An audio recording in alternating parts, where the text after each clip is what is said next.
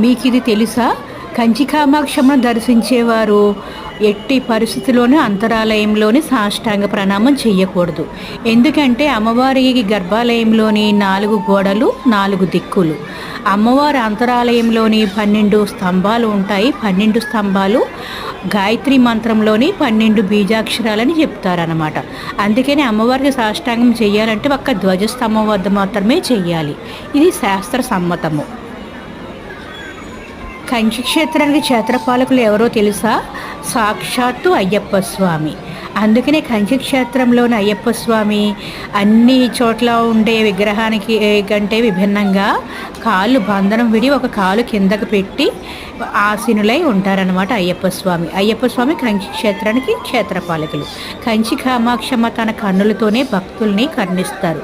అందుకనే కామాక్షి అని పిలువబడుతున్నారు.